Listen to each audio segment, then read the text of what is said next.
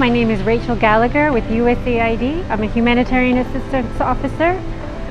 Congratulations to the Pacific Disaster Center and the NDRRMC agencies in embarking on this important next phase in organizing all of the early warning system information that is available to move forward with protecting and preparing the people of the Philippines in managing all of the disaster risk that is unfortunately present here in this country. Congratulations.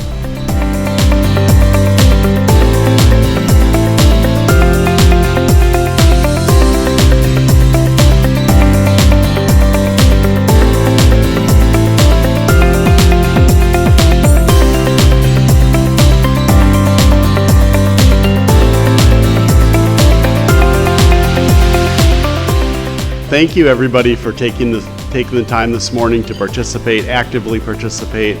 I enjoyed the discussion. I think a lot of good points made in terms of data access and use of the portal, and questions about the questions that UNDP posed about, kind of what's the significance of this? How is the information being used in a practical sense? Well, in this case, we're estimating impacts and